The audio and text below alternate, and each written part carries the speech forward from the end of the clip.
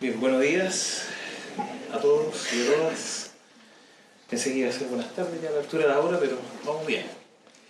Bien, básicamente, y en razón del tiempo además, vamos a preocuparnos un poco de algunos elementos que tienen que ver con el proceso de amparo, de los amparos y los reclamos por infracción a las normas de transparencia activa, ¿ya?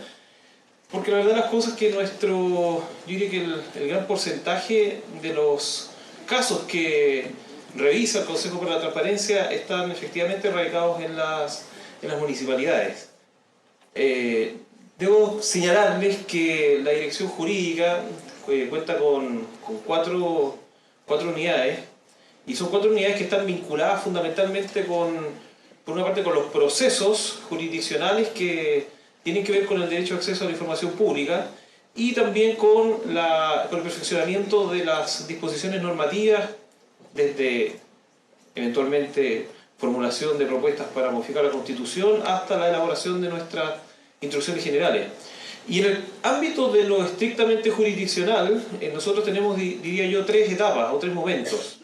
Un primer momento, cuando ingresan los amparos y los reclamos, que tiene que ver con la determinación de si esos reclamos o amparos son admisibles o no lo son, y por lo tanto ahí se genera un primer gran filtro respecto del conocimiento que el Consejo tiene. Posteriormente, si se ha declarado la admisibilidad del reclamo o del amparo, viene una revisión ya más sustantiva en sede de fondo, desde donde emanan las decisiones que ustedes reciben, yo diría que todas las semanas, respecto de lo que ha ido resolviendo nuestro Consejo Directivo. Y muy eventualmente, en aquellos casos en que exista una falta de apreciación por parte del reclamante o eventualmente alguna incomodidad de parte de los órganos públicos, está la etapa jurisdiccional ante los tribunales de justicia por la vía del reclamo de ilegalidad. Por lo tanto, desde el punto de vista de la orgánica funcional, nosotros vamos teniendo distintos momentos en la tramitación de los amparos y reclamos que se llevan adelante ante nuestra corporación. Me parece que es importante destacar algunos aspectos de orden procesal para ir coayudándonos un poco en el cómo deben generarse o estructurarse las respuestas, ¿ah? Y también de la manera en cómo pueden generarse descargos suficientemente fundados y con todos los antecedentes que le permitan al Consejo Directivo resolver de una manera más adecuada posible. Y esto es muy importante porque yo diría que dentro del grupo de los órganos que generalmente no evacúan los descargos y por lo tanto nos dejan en una situación bastante compleja al momento de resolver, efectivamente son las municipalidades. Y en ese sentido yo quisiera invitarlos a que tanto en las respuestas como en los descargos tomemos testimonio de aquello que se nos está solicitando y eventualmente si tenemos que decir que la información no existe o que no se puede entregar porque eventualmente opera alguna de las causales de reserva o secreto, lo hagamos presente. Eso es mucho más coherente para nuestra formulación de decisiones y además los pone a ustedes en un pie mucho mejor al momento de enfrentar eventualmente una situación de negación infundada de la información que se les está solicitando, lo que eventualmente puede llevar también a la tramitación de un sumario administrativo, que es lo que obviamente nadie quiere. Por lo tanto, desde esa perspectiva, la invitación es a que siempre exista una respuesta respecto de las solicitudes de acceso y con mayor fuerza que en los casos en que ya nos encontramos en sede de resolución ante el Consejo para la Transparencia se evacúen los respectivos descargos, ¿ya? Yo creo en ese sentido nuestra institución incluso en aquellos casos en los que no se cumplen con los plazos estrictamente legales, siempre estamos dando alternativas de extender el plazo o darles un margen de tiempo suficiente para los efectos que ustedes puedan evacuar esta información, incluso por vías más expeditas como es la vía electrónica. Hay una cuestión ahí bien interesante que tiene que ver con las audiencias. Eventualmente el Consejo para la Transparencia hace una revisión de determinados elementos o antecedentes cuando estamos frente a situaciones extraordinariamente novedosas. Sin ir más lejos, hace un tiempo atrás, y a propósito de un reclamo, de un amparo por infracciones de derecho de acceso contra una municipalidad, citamos a una audiencia pública porque efectivamente necesitábamos tener conocimiento de en qué consistían los denominados códigos fuentes, que probablemente más de alguno de ustedes se ha visto en la disyuntiva de su entrega o no. Por lo tanto, en aquellos casos en los que efectivamente necesitamos un margen de conocimiento más acabado, sea de un especialista, sea del mismo órgano público, en cuanto a las dificultades o implicancias que puede tener la entrega de la información, el Consejo decreta la audiencia y posterior a dicha actividad se toma la decisión ya mucho más fundada. Otro tema importante tiene que ver con las oposiciones, es decir, cuando existen eventualmente derechos de terceros involucrados en el tráfico, en el movimiento del derecho de acceso a la información. Y esta cuestión es súper importante porque estoy pensando particularmente hoy día en los casos de concursos públicos, ¿ya? Concursos públicos para determinados cargos en el ámbito municipal. Acá la necesidad de notificar a los incumbentes es extraordinariamente delicada. Es decir, nosotros invitamos a que ustedes hagan esas notificaciones cuando se encuentran en situación de poder afectar los derechos de las personas. O sea, aplicación fuerte del artículo 20. Porque esto puede traer consecuencias no solo para los efectos de cómo ustedes van a tomar la decisión respecto de si se entrega o no una determinada información. También va a tener un efecto respecto del momento en que nosotros nos enfrentemos a la decisión. Ya que si no observamos que se haya generado el traslado a los terceros eventualmente afectados, nosotros vamos a tener que realizar esa gestión por vía del artículo 25 de la Ley de Transparencia. Por lo tanto, en ese sentido yo los invito, y además los invito a partir de una sentencia de la Corte Suprema de hace unas 2 semanas atrás, que ha señalado que el trámite de oposición es un trámite esencial dentro del procedimiento de acceso a la información pública, a tal punto que en un caso en el que estaba involucrado un órgano de la Administración Central, se ha ordenado retrotraer el procedimiento de acceso a la información al momento de la respuesta de la solicitud de acceso misma. Es decir, se vuelve a foja cero prácticamente. Y esto porque la Corte Suprema ha entendido que el trámite de notificación al tercero es un trámite esencial. Y es un trámite en el cual el órgano público, respecto de lo que el tercero pudiera decir eventualmente, no puede subrogarse. Porque eventualmente el tercero podría decir, bueno, yo no tengo ningún problema en que se entregue determinada información, y por lo tanto hay que proceder de esa forma. Otra cuestión importante, el tema del sistema alternativo de solución de conflictos, el SAC. Tengo entendido que ya revisaron un poco sobre ese punto, así que no voy a entrar en mayores detalles. Y el otro tema importante desde la perspectiva procesal son las reposiciones, ¿ya? Cabe señalar que la regla generalísima, yo diría regla única al final del día, es la inadmisibilidad de las reposiciones. El Consejo para la Transparencia ha definido que el único mecanismo idóneo para reclamar de las decisiones de este cuerpo colegiado es el reclamo de ilegalidad ante la Corte de Apelaciones. Y en eso hay que recordar que la directriz legal establece que si uno de los elementos o el elemento que sirvió para oponerse fue el del artículo 21 número 1, la posibilidad del órgano público para reclamar es nula. Por lo tanto, uno que debiera, o de qué debiera preocuparse, que frente a esa alternativa, y si es que existe la posibilidad para hacerlo, obviamente uno extienda las posibilidades de la reserva a otras causales si es que eventualmente así es posible. Porque eso obviamente les va a abrir la puerta para el conocimiento de la Corte de Apelaciones por la vía del reclamo de ilegalidad. Algunas cuestiones generales, básicamente de principio, nosotros hemos tenido muy fuerte la idea de que el derecho de acceso a la información pública es un derecho fundamental, probablemente no de los derechos fundamentales explícitamente reconocidos en las normas constitucionales, pero sí como principio en el artículo 8. Y además eso nos sirve mucho a nosotros porque a partir de esa norma, de la norma del artículo 8, vamos a determinar que efectivamente las causales de reserva. O sea, siempre el origen de estas causales que ustedes se encuentran con mayor grado de desarrollo en el artículo 21 de la Ley de Transparencia, tienen su origen en el artículo 8 de la Constitución. Por lo tanto, la construcción que nosotros vamos a hacer respecto de la resolución de un caso, evidentemente va a partir desde la Constitución. Aquí hay una cuestión bien importante respecto de las inexistencias de información pública. Y ojo con esto, porque nosotros podemos acá enfrentarnos a dos escenarios posibles.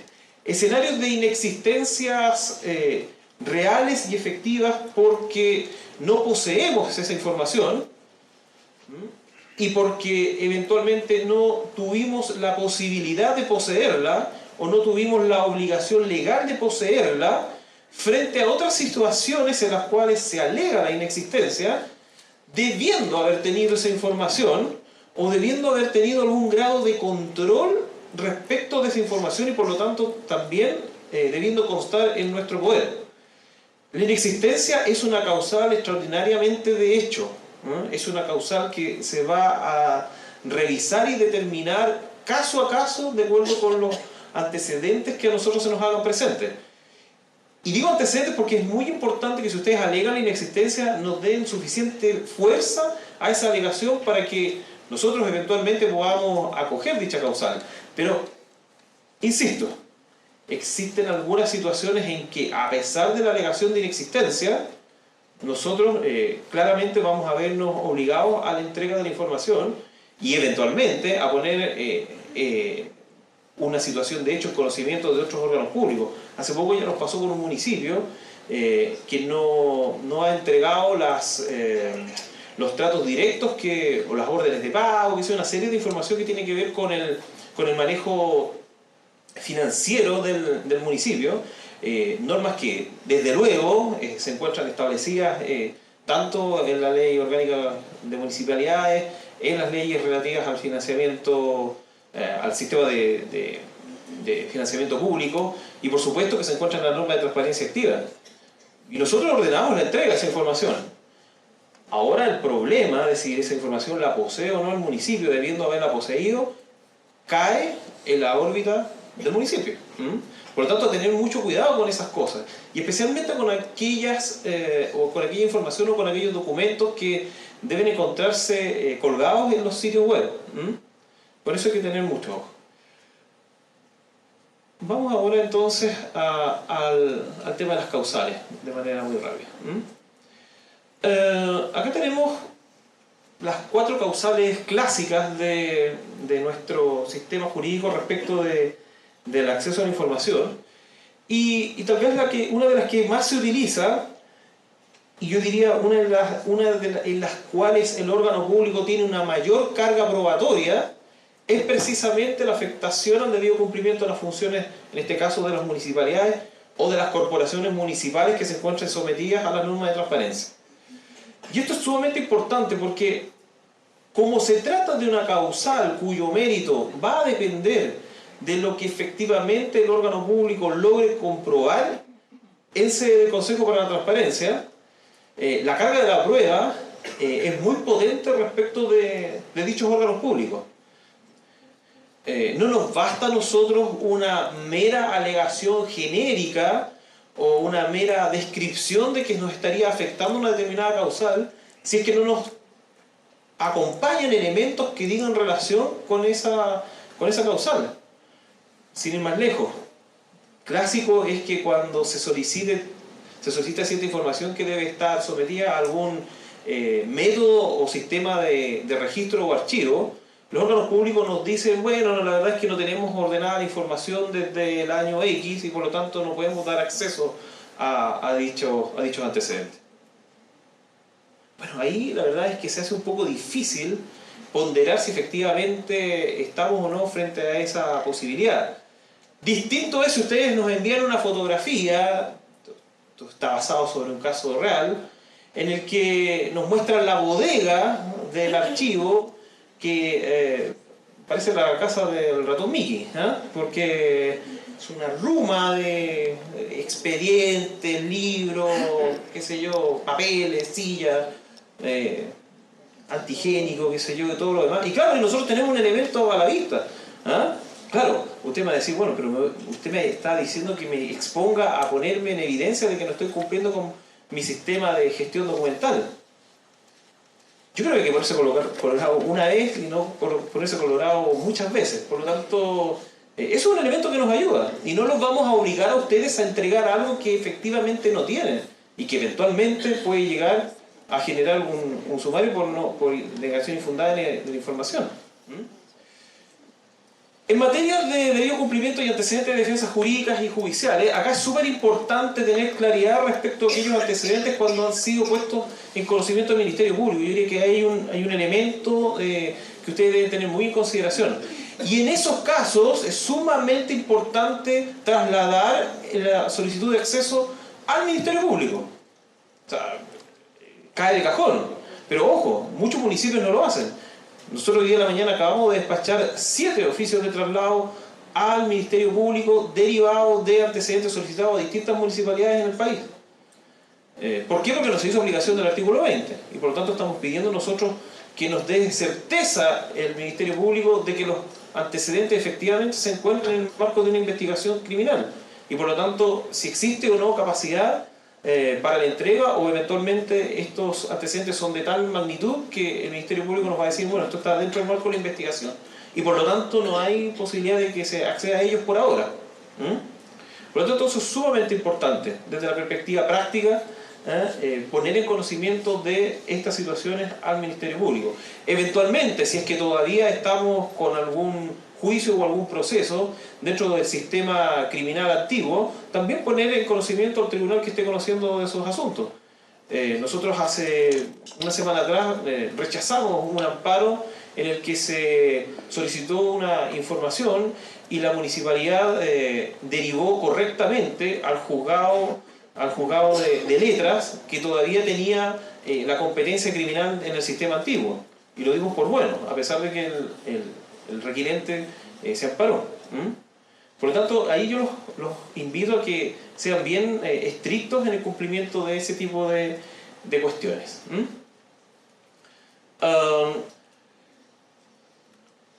También tenemos el caso de los antecedentes previos, y aquí estamos hablando de esta idea del privilegio deliberativo, ¿ya? La causal establecida en el 21 número 1 letra B. Esta es una causal que hay que también ponderarla con suficiente rigor, pues una cosa es todo el cúmulo de antecedentes que se está gestionando para derivar en una determinada resolución administrativa municipal, y otra cosa distinta es que existan otros elementos que, a propósito de una nueva resolución, hayan tenido que ingresar al privilegio deliberativo y por lo tanto se intenta a veces cubrir esos otros antecedentes, resoluciones dictadas con anterioridad, decretos, etc., dentro de este privilegio deliberativo. Es un poco lo que nos pasa también con el tema de los sumarios administrativos. El Consejo ha ido fijando directrices bien potentes respecto de lo que ocurre en los sumarios administrativos y efectivamente aquella información previa al sumario administrativo que tiene existencia y vida propia, que no tenía condición de vida con el sumario administrativo, a pesar de que haya sido incorporado a un sumario administrativo, estamos ordenando la entrega. Porque esos son antecedentes o elementos previos que no tienen que ver con lo que se está discutiendo, de lo que se está resolviendo en un sumario administrativo. Y vamos entonces a esta yo creo que es la más importante desde el punto de vista de la carga de la prueba, la distracción indebida. Acá es sumamente relevante casi armarse un cuadro en el que se vaya indicando los por qué desde un punto de vista cualitativo y cuantitativo no podemos entregar la información porque eso nos significaría eventualmente destinar a todo el municipio a recopilar la información que se nos está requiriendo. ¿Ya? Entonces, indicar cuántas personas pueden involucrarse en el tema, cuántas horas hombres, si los medios materiales son o no son los adecuados para los efectos de entregar la información. Pero ojo, cuidado con querer maquillar la causal de distracción indebida respecto de aquella información que, y vuelvo al caso de esta municipalidad que les mencionaba anteriormente, que necesariamente debe constar en poder de las municipalidades. Si me está pidiendo la información financiera de los últimos 5 años, yo debo presumir que la municipalidad debe tener un orden documental de esa información presupuestaria de los últimos 5 años. Y por lo tanto tendré que generar un mecanismo que me permita el acceso a esa información de manera adecuada. Ahora, claro, alguien me podría decir, bueno, pero resulta que la información presupuestaria de los últimos 5 años abarca, estoy inventando, 10.000 tomos empastados. Me parece que ahí hay una forma muy potente, tal vez, de eventualmente llegar a una distracción indebida. Pero no lo tomen como una distracción indebida a priori, ¿ya? Porque eventualmente esa misma persona que pidió los últimos 5 años podría hacer distintas solicitudes respecto de cada uno de los meses de los últimos 5 años de manera independiente. Y ahí la posibilidad de alegar la distracción indebida es mucho menos potente, y es mucho más complejo, diría yo, poder acreditarla suficientemente ante el Consejo. Bien, entonces vamos a apretar un poco el acelerador. A ver, en materia de seguridad de la nación, en general, a ver, yo esta causal lo vincularía particularmente en el rubro orden público, ¿ya? Atención respecto de aquel tipo de información que eventualmente puede generar una afectación al orden público desde las potestades propias del municipio, ¿no? Es una causal que hay que fundarla suficientemente y que también puede ser utilizada. Y me voy a ir a los derechos de las personas, ¿ya? Acá yo creo que sobre todo en los últimos meses el Consejo ha estado desarrollando una actividad bien intensa desde la perspectiva de sus decisiones, resguardando adecuadamente los derechos de las personas. Sin ir más lejos, hace un par de semanas atrás, y tomando testimonios de lo resuelto por la Corte Suprema, nosotros hemos estado por rechazar, por ejemplo, las nóminas de morosos por temas de patentes municipales, ¿ya? Que era un tema en el cual el Consejo había levantado una tesis bien particular, ¿no? Lamentablemente la Corte Suprema tiene sobre ese punto una opinión distinta, y desde ese momento nosotros ya estamos alineados con el máximo tribunal y estamos trabajando en esa línea, ¿ya? Yo aquí quiero colocar el foco particularmente en la necesidad de obtener el informe. Disculpa, ¿podrías informarnos cuál es la sentencia? Sí. Suprema que es importante. Sí. Le voy a decir cuál es primero que todo le voy a decir cuál es la decisión de nuestro Consejo. Voy a partir por caso. 2750-14, en materia de listado de contribuyentes con patentes municipales que registren deuda impaga. Ese era el rubro. 2750-14, y ahí está detallado también el fallo de la Corte Suprema, así que tiene toda la información respectiva. En el caso de los códigos fuentes, yo los invito a revisar el 937-15 y el 1044-15, ¿ya? Que si bien es cierto, este último está referido a un órgano de la Administración Central, los argumentos son aplicables a cualquier municipio, ¿ya? Pensando particularmente que el primer caso de código fuente que tuvimos el año pasado era contra la municipalidad de Maipú, ¿ya? Por lo tanto, ahí partió este tema de los códigos fuentes, ¿ya? Y 937-15 y 1044-15. Y también en materia de derechos de las personas, yo también traería a colación en materia de listado de nombres de personas que han participado en consultas municipales, que también fue requerido y que por supuesto fue rechazado por el Consejo Directivo, por el Consejo para la Transparencia en particular, el 2781-14. ¿Ya? Ahí también hay que da ciertas luces bien interesantes respecto del resguardo de la protección de los derechos de las personas. Como le digo, en blanco, ahí sí, ya, no, nos vamos a quedar solo con esa lámina general. Lo importante acá es el tema de conocer que efectivamente se están afectando derechos de terceros. Vuelvo entonces al tema de la notificación. Pero ojo, tema de la notificación ponderado. Si me están pidiendo las copias de las liquidaciones de sueldo de los funcionarios municipales, es inoficioso que traslademos al tercero. Partamos de la base que la remuneración ya está publicada en los sitios web. Por lo tanto, el Consejo ha sido extraordinariamente sistemático en señalar que las liquidaciones son públicas. Lo que ocurre es, y esto es para todos los rubros, es que existen ciertos datos en determinada información pública que necesariamente debe ser protegida. Todos los datos personales de contexto, la dirección, el RUT es muy importante.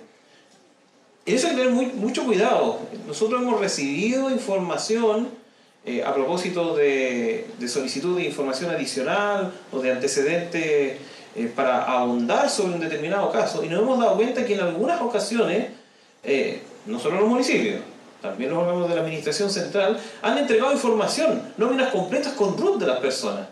Ojo con eso, porque nosotros al detectarlo se los vamos a representar. Usted me va a decir, bueno, la representación no tiene ningún efecto práctico. Puede que sí, puede que no lo sé. Pero el RUT es un elemento que no se puede entregar. Los domicilios particulares no se pueden entregar. El correo y el teléfono particular no se pueden entregar. La fecha de nacimiento, la fotografía de una persona. En definitiva, todos esos elementos que forman la AFP o la institución de salud tampoco se entrega. Los descuentos voluntarios tampoco se entregan. Por lo tanto, es sumamente importante ir manejando ese cúmulo de antecedentes y de datos personales, en los cuales efectivamente se puede entregar el documento, pero se tienen que hacer los respectivos tajamientos para los efectos de resguardar todo lo que tiene que ver con datos personales y que está íntimamente relacionado con los derechos de las personas. Como les digo, y es importante en materia de derechos la notificación en aquellos casos en que proceda, y es importante también acá que ustedes en lo posible también nos den cuenta de algún elemento adicional que pueda tener algún impacto en el caso. ¿Por qué se lo digo? Porque normalmente en las respuestas de los órganos, o en los descargos, más bien dicho, cuando se ha trasladado al tercero y el tercero se ha opuesto, el órgano público se limita solo a señalar que solo por la circunstancia de que el tercero se opuso, yo no entrego la información. Puede ser que con eso baste, pero yo los invito también a que nos den un poco más de luz al respecto de cierta información que eventualmente pudiera tener algún grado de afectación desde la perspectiva del municipio, de la corporación municipal. ¿Ya? Bien.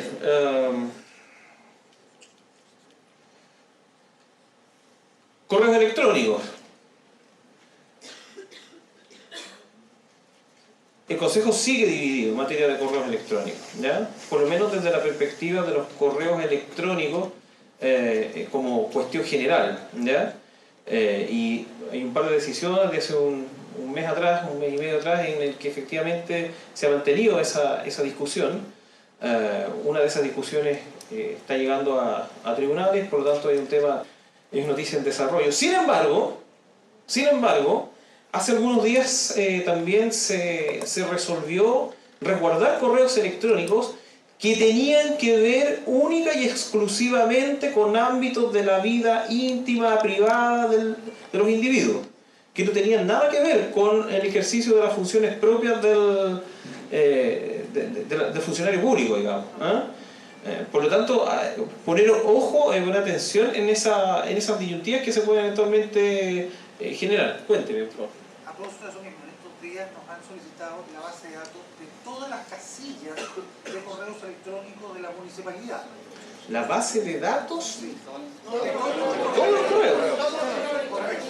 Ahora, nosotros tenemos la página web de los directores, jefaturas, responsables, etc.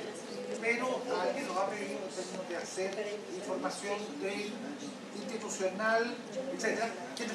¿Pero solo la casilla o el contenido de los correos? Ah, el nombre de la casilla. Ahora, Ya. el tema es que eso para nosotros constituiría correo spam, ¿ya? Y como los correos electrónicos institucionales tienen una capacidad limitada, consideramos que afecta la normal... El debido cumplimiento de la de función. la función. Ahí está la lógica. Ahí está la lógica. ¿Ah? Yo cuando estoy hablando de correo electrónico me estoy refiriendo al contenido. Al contenido. Y ojo, como me estoy refiriendo al contenido... En el caso nuestro, a propósito, ¿sí? optamos por no entregarlo en virtud del argumento que daba. Eso. En términos que afectan nuestras normales labores. No, evidente. ¿Ah? Evidente. Ojo que en el caso de los correos electrónicos acá, acá sí que es importante notificar a los que eventualmente se ven afectados. Ojo con eso, no perdamos nunca de vista la notificación a los titulares de las casillas de correo electrónico. ¿Ah? Lamentablemente nosotros en muchas oportunidades hemos tenido que realizar directamente esa notificación y eso eventualmente también genera un problema de tiempo. ¿Ya? Así que en ese sentido les pido un... Perdón. Es que se relaciona al mismo pregunta. Cuando me llegó esa solicitud, yo llamé al consejo. Entonces, tenía que entregar los correos o no. Los correos, el contenido. No, La casilla. El nombre de la casilla. de los funcionarios municipales. Ok. Llamé al consejo ese mismo día y pregunté si efectivamente los teníamos que entregar. Y la respuesta fue que siendo casillas institucionales tenía que ser. A ver, disculpen, voy a intervenir de nuevo. Hay dos casos para aclarar y darle luces en este tema. Hay dos decisiones Silencio, gracias. posteriores, probablemente dieron alguna directriz muy antigua y recuerdo una del 2009. Pero hay casos del 2014 y 2011 donde se ha pedido el listado completo de casillas institucionales y el número telefónico de cada funcionario municipal o de un servicio X. En esos casos, el Consejo ha discurrido sobre el siguiente criterio, en el fondo. Ha dicho, mire, el órgano público, generalmente todos los órganos, incluso una municipalidad por pequeña que sea, tiene una oficina de atención de público o una OIRS. Y ese es el funcionario encargado de recibir las consultas, reclamos, sugerencias, felicitaciones, etcétera, etcétera.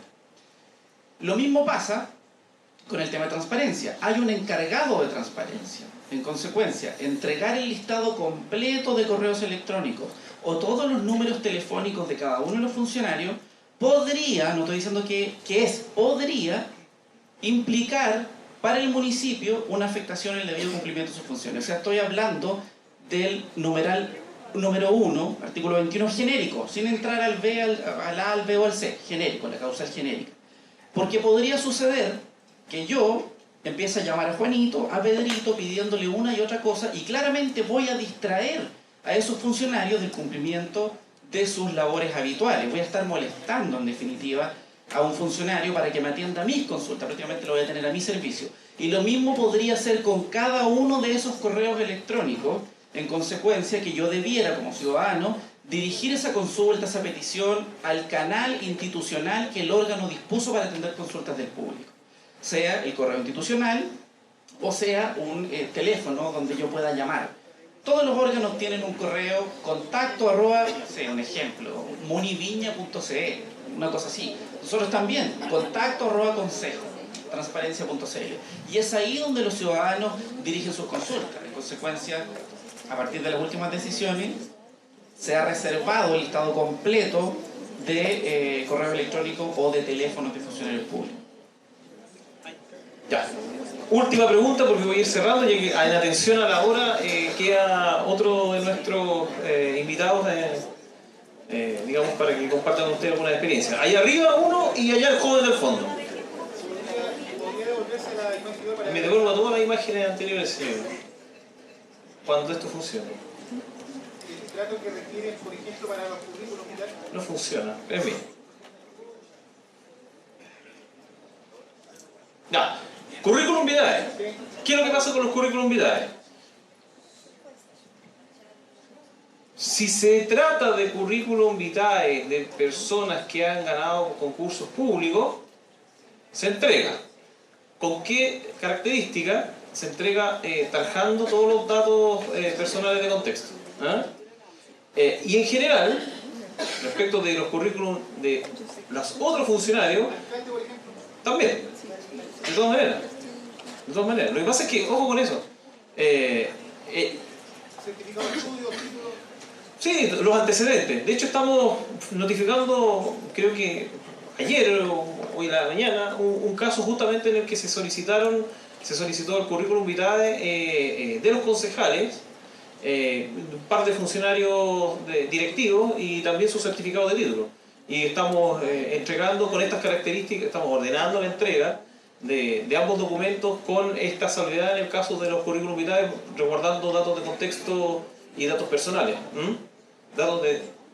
Datos personales de contexto. Bien, por acá una última pregunta. Una última pregunta, por favor, porque tenemos todavía un me estoy comiendo todo el tiempo. Bueno,